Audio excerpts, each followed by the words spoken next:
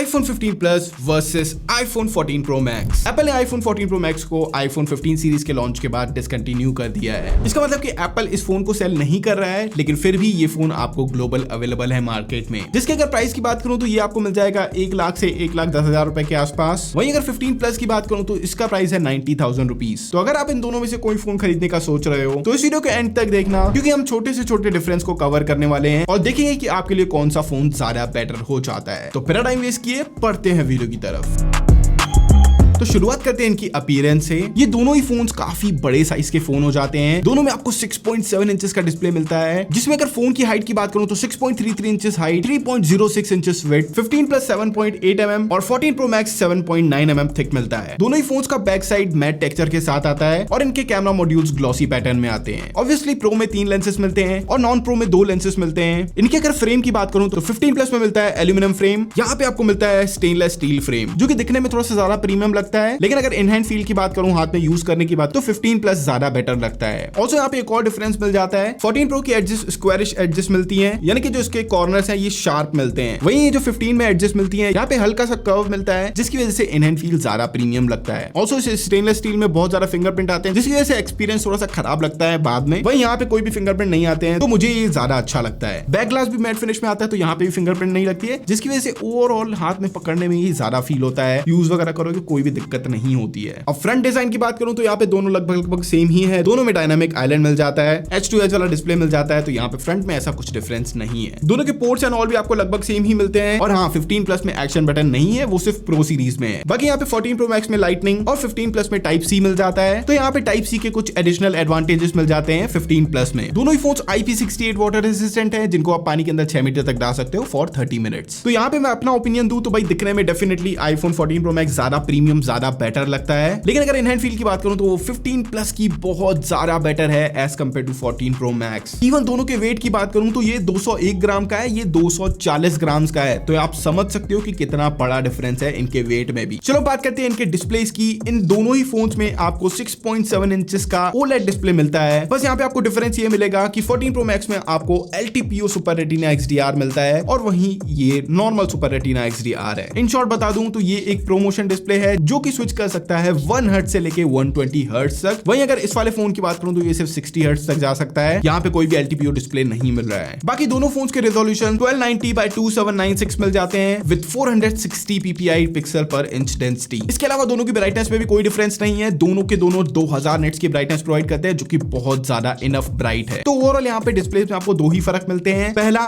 120 hertz का refresh rate आपको मिलेगा iPhone 14 Pro Max में, 14 प्लस में 60 हर्ट्ज तक है। दूसरा यहाँ पे मिल जाता है आपको ऑलवेज ऑन डिस्प्ले, जो कि 15 प्लस में नहीं है। तो यहाँ पे अगर इन दोनों डिस्प्लेस के लिए मैं अपना ओपिनियन दूं तो अगर आपने 120 हर्ट्ज वाला रिफ्रेश रेट वाला फोन यूज किया हुआ है तब मैं बोलूंगा भाई 14 Pro Max की तरफ जाओ, वो ज्यादा बेटर हो जाएगा। लेकिन एक बार iPhone 14 प्लस भी यूज करके देखने लगा, बिकॉज काफी लोगों को वो बिल्कुल बॉदर नहीं करता है। इवन कुछ लोग नोटिस भी नहीं कर पाते हैं कि ये डिफरेंस है क्या FPS का। तो यहाँ पे आप अपना डिसीजन ले सकते हो। चलो बढ़ते हैं इनके चिपसेट की तरफ। और भाई यहाँ पे एक बहुत सरप्राइजिंग बात बता देता हूँ, दोनों में आपको सेम चिपसेट मिलता है, A16 Bionic chip, 6 core CPU 5 core GPU, मतलब कि भाई एग्जैक्टली सेम चिपसेट मिल रहा है। तो चलो फटाफट से करते हैं इनका गीक बेंच। भाई हमने दोनों में गीक बेंच टेस्ट करा और गीक बेंच टेस्ट के अगर रिजल्ट्स की बात करूं तो वो लगभग सेम ही थे। 100-200 पॉइंट्स का डिफरेंस था सिंगल कोर और मल्टी कोर में। और इसके बाद हमने किया इनका जीपीयू टेस्ट और इनका जीपीयू टेस्ट किया तो वहां पे भी सिर्फ 100 पॉइंट्स का डिफरेंस मिला। तो यहाँ पे मैं बोल सकता हूँ परफॉर्मेंस के मामले में ये दोनों फोन सेम होने वाले हैं। इसके बाद हमने किया इनका iMovie टेस्ट और iMovie में भी जो रिजल्ट्स मिले वो हमको एग्जैक्टली सेम थे। दोनों ने एक साथ कंप्लीट किया, तो यहाँ पे कोई भी डिफरेंस नहीं मिलने वाला है। ऑब्वियसली भाई सेम चिपसेट तो परफॉर्मेंस भी आपको सेम ही मिलने वाली है। अब दोनों की गेमिंग एक्सपीरियंस की बात करूं तो वो आपको डेफिनेटली डिफरेंस मिलेगा। हाँ, चिपसेट सेम है, जीपीयू सेम है, तो आपको ओवरऑल जो परफॉर्मेंस मिलेगी वो तो सब सेम मिलने वाली है। लेकिन क्योंकि ये एक प्रोमोशन डिस्प्ले है तो यहाँ पे आपको 90 हर्ट्ज की गेमिंग का सपोर्ट मिल जाएगा। तो अगर आप गेमिंग में हो और 90 हर्ट्ज की गेमिंग आपको पसंद है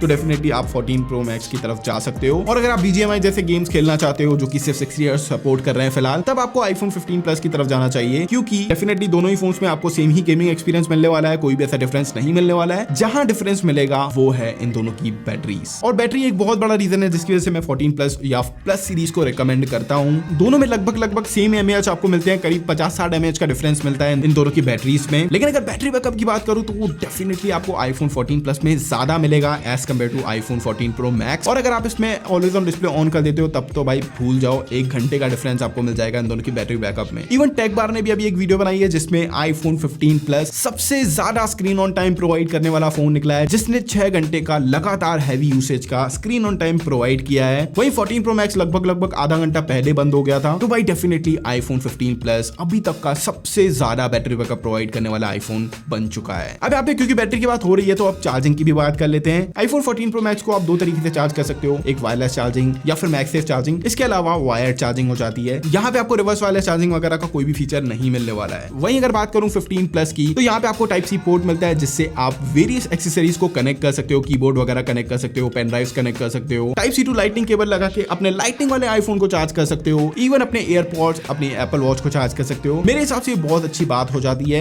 ये वाला फीचर हमें पहले किसी भी आईफोन में नहीं मिलता था लेकिन अब 15 सीरीज में मिलने लगा है। डेफिनेटली ये एक बहुत बड़ा प्लस पॉइंट हो जाता है। बात करें अगर इनके कैमरास की तो दोनों का ही जो प्राइमरी कैमरा मिल रहा है आपको वो 48 मेगापिक्सल का मिल रहा है। सिर्फ एक टेलीफोटो लेंस है जो कि 12 मेगापिक्सल का आपको आईफोन 14 प्रो मैक्स में मिलता है। ये लेंस आपको आईफोन 15 प्लस में नहीं मिलता। 48 मेगापिक्सल का लेंस होने की वजह से अब आप 2x में जूम कर सकते हो आईफोन 15 प्लस में। पहले अगर 14 प्लस 14 सीरीज की बात करूं तो वो सिर्फ 1x तक काम कर सकता था। 2x में ऑप्टिकल जूम का ऑप्शन नहीं था उसमें, लेकिन अब कर सकते हो। इवन यहाँ पे आप 24 एंड 48 मेगापिक्सल की हाई रेजोल्यूशन फोटोज भी क्लिक कर सकते हो, जो कि दोनों में ही आप सेम कर सकते हो। अब यहाँ पे फोटो कंपैरिजन की बात करूं तो यहाँ पे आपको इतना बड़ा डिफरेंस नहीं मिलेगा। थोड़ा बहुत कहीं स्किन टोन्स में आपको डिफरेंस मिलेगा, कहीं सैचुरेशन का हल्का फुल्का डिफरेंस मिलेगा। लेकिन अगर मैं ऑनेस्टली बताऊं तो यहाँ पे दोनों में कोई भी ऐसा बड़ा डिफरेंस नहीं है। आईफोन 14 प्रो मैक्स का जो लेंस है उसी को निकाल के आईफोन 15 प्लस में लगाया गया है, तो डेफिनेटली मैं बोलूंगा भाई कैमरा के मामले में बहुत तगड़ी टक्कर दे रहा है। हाँ, यहाँ पे एक टेलीफोटो लेंस जरूर से मिसिंग है, मोस्ट ऑफ द पीपल्स के किसी काम का नहीं है। 3x जूम हर कोई यूज नहीं करता है, तो मेरे हिसाब से आईफोन 15 प्लस एक ज्यादा बेटर डील हो जाती है। इसके अलावा आईफोन 15 प्लस में एक और एडिशनल फीचर मिल जाता है। अब आप नॉर्मल फोटोज को क्लिक करके उसको बाद में पोर्ट्रेट में कन्वर्ट कर सकते हो, जो कि मेरे हिसाब से one of the best feature हो जाता है। ये अलग बात है कि एंड्रॉइड में ये फीचर बहुत टाइम से है। वीडियोस के मामले में यहाँ पे आपको एक ही डिफरेंस मिलेगा। 14 प्रो मैक्स शूट कर सकता है प्रो रेज में 4K 30 FPS पे, लेकिन प्रो रेज का ऑप्शन आपको 15 प्लस में नहीं मिलता है। और एज अ प्रोफेशनल वीडियोग्राफर मैं आपको बता दूं कि भाई प्रो रेज मैं यूज ही नहीं करता। जिसको यूज करना है वो अपने प्रोफेशनल कैमरास यूज करता है। हाउएवर जो प्रो रेज है ये बहुत ज्यादा डेटा कंज्यूम करता है, जिसकी वजह से भाई अपने फोन्स में लोग कम ही प्रेफर करते हैं प्रो रेज वीडियोस रिकॉर्ड करना। चलो करते हैं इनका साउंड टेस्ट। ये है आईफोन 14 प्रो मैक्स का sound. And I'm so tired, I can't feel my eyes. Whoa, whoa. ये है आईफोन 15 प्लस का sound. And I'm so tired, I can't feel my eyes. Whoa, whoa. I'm petty. अब यहाँ पे मुझे जो difference feel हो रहा है आईफोन 15 प्लस में थोड़ा सा आपको ज्यादा बेस मिलता है, जिसकी वजह से इसका जो साउंड है हल्का फुल्का दबा सा फील होता है, लेकिन डेफिनेटली रिच फील होता है। वहीं अगर 14 प्रो मैक्स का साउंड बोलूं तो ये थोड़ा सा ज्यादा खुला हुआ और ज्यादा लाउडर फील होता है। दोनों में आपको जो साउंड क्वालिटी मिल रही है ये अपनी अपनी जगह पे प्रीमियम है। तो अगर लाउडनेस चाहिए तो 14 प्रो मैक्स, और बेसियर साउंड चाहिए और थोड़ा कम साउंड भी चल जाएगा तो 15 प्लस। इसके अलावा बात करते हैं कुछ अदर डिफरेंसेस की। तो सबसे पहला तो भाई एक हम बात कर ही चुके हैं, इसमें टाइप सी मिल जाता है। नंबर 2 यहाँ पे आपको U2 चिपसेट मिलता है, जो कि 3 गुना ज्यादा पावरफुल है, यानी कि 3 गुना ज्यादा एडवांस है एज कम्पेयर टू U1, जिससे आप अपने फोन को इजीली ट्रैक कर सकते हो। इसकी जो ट्रैकिंग रेंज है ये बढ़ चुकी है as compare to 14 pro max. तो चलो बात कर लेते हैं कि आपको इन दोनों में से कौन सा फोन खरीदना चाहिए। तो देखो 15 प्लस जो है ये डिस्काउंट काट के आपको पड़ जाएगा अराउंड 84,000 का। वहीं अगर 14 प्रो मैक्स की बात करें तो ये करीब 1,10,000 रुपए के आसपास पड़ एक्स्ट्रा लगा के आपको प्रोमोशन वाला डिस्प्ले एक्स्ट्रा मिल रहा है, एक एडिशनल लेंस एक्स्ट्रा मिल रहा है, और तीसरा ये 3 कैमरा शो ऑफ करने का अवसर मिल रहा है। इन तीनों के अलावा कोई भी ऐसी एडिशनल बेनिफिट नहीं मिल रहा आपको आईफोन 14 प्रो मैक्स की तरफ जाने पे। अगर आपको 60 हर्ट्ज का डिस्प्ले दिक्कत नहीं कर रहा है तो मैं रिकमेंड करूंगा भाई इस वाले फोन की तरफ जाओ। और इसके अलावा आपको फोन शो ऑफ के लिए नहीं खरीदना है तब मैं रिकमेंड करूंगा भाई 15 प्लस की तरफ जाओ। ये आपको ज्यादा बैटरी बैकअप प्रोवाइड करेगा, 14 प्रो मैक्स के जितना कैमरा प्रोवाइड करेगा इवन उससे एक फीचर ज्यादा मिल जाएगा, ऑटो पोर्ट्रेट वाला, मैसिव बैटरी बैकअप प्रोवाइड करेगा, टाइप सी की फैसिलिटी मिल जाएगी जिससे आप अपने दूसरे फोन्स को चार्ज कर सकते हो, एयरपॉड्स को चार्ज कर सकते हो, और भाई ये डायनामिक आइलैंड तो मिल ही रहा है। तो मेरे हिसाब से ये वाला फोन खरीदना ज्यादा बेटर हो जाता है। अपने 30-35 हजार रुपए बचा लो, इस वाले फोन की तरफ जाओ, ये मैं रिकमेंड करूंगा अगर 60 हर्ट्ज चला सकते हो तो गाइस ये था आज का हमारा वीडियो। आई होप ये वीडियो पसंद आया होगा। पसंद आया तो लाइक कर देना, चैनल सब्सक्राइब कर देना और बेल आइकन जरूर दबा देना ताकि वीडियोस की नोटिफिकेशन आप तक सबसे पहले पहुंचे। तो मैं बताऊं नेक्स्ट वीडियो में, तब तक के लिए बाय बाय।